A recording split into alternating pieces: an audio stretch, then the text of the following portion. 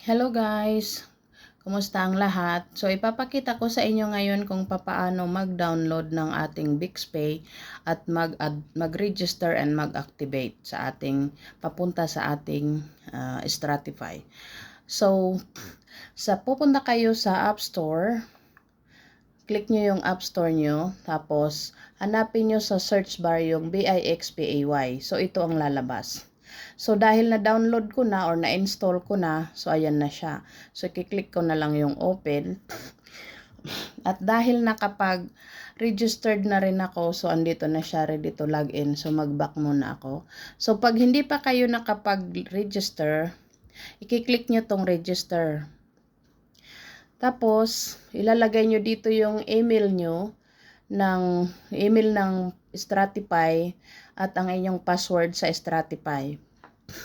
So, mag-iingat kayo dito sa pagsulat nyo sa inyong password kasi wala siyang mata. So, kung maaari, one by one nyo ang pag-type. So, pag nalagay nyo ng password, i-confirm nyo yung password, saka kayo magre-register. Pag na-click nyo na yung register, sasabihin niya na, please go to your email and verify. So, pupunta kayo ngayon sa email nyo at i-verify. Tapos, kunyari ito kay na-verify ko na, so, diretso na ako sa login. So, ayan, magla-login ka na dyan, tapos ilalagay mo yung password. So, na-verify ko na to kasi. Okay. So, pagka-login nyo guys, ayan na ang lalabas.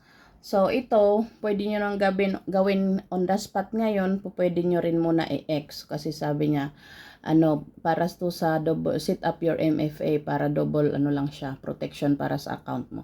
So, hindi ko muna ngayon yan gagawin, so i-click ko yung X. Tapos, pag andito na kayo, okay na yan. Punta muna kayo ngayon sa pag andito na kayo, punta na kayo ngayon sa inyong Stratify. So, punta tayo sa ating Stratify. Yan. So, let's see kaninong Stratify ito. Ganyan yung Stratify. Sa hindi pa to. So, igla-log out natin to. Log out.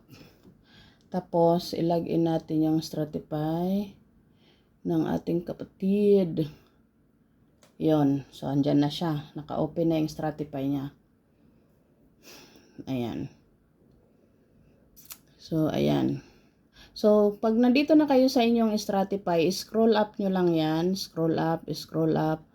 Hanggang sa makita nyo itong BIX wallet and debit card. So, i-click nyo itong register. Tapos, lalabas itong QR code. So, pag lumabas itong QR code, pag iisa lang ang telepono nyo, screenshot nyo to.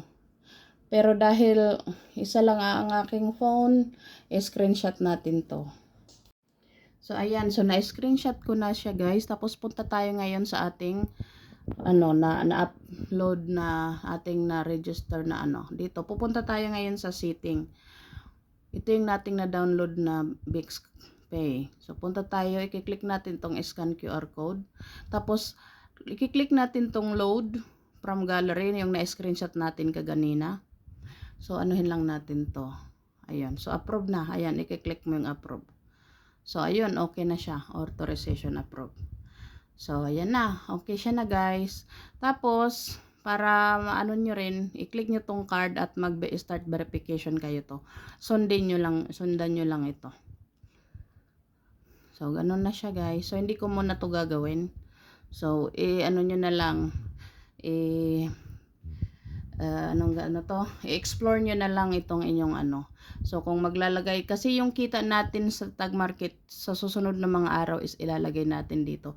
Itong kasi, itong BixPay is para siyang GCash na baga dito sa atin sa tag market. So, pag nag-click tayo ng deposit, tapos na dito ng asan yung ating mga wallet address. Wala pa, pitching token all chain. Ayan, so ito yung ating ginagamit, diba, Tether? Ayan. Tapos, ayan. Pag mag-deposit tayo, so ito ang ating ika-copy paste. Tapos pupunta natin sa tag market. Tapos, pag nag-send tayo doon sa tag market, ito ang wallet address natin gagamitin. At mapupunta dito yung ating pera from tag market to BixPay. So, dito yan mapupunta. So, yan lang guys. So, ganun ang ating paggawa at pag-register sa ating BixPay. So, kahit hindi kayo nakapaglagay ng 250, pwede kayong mag-download nitong BixPay. Kasi, ano naman to, libre, nasa App Store naman siya. Ang ano lang, ang kagandahan lang ng mga nakapag-deposit ng 250 kasi mayroon siyang libreng 1 month coupon, parang ganon, na matatry na itong ating wallet address. Yun lang ang kagandahan. Pero lahat tayo, pwede tayo mag-download nito at sa ating telepono. So yun lang guys. Thank you for watching. Bye.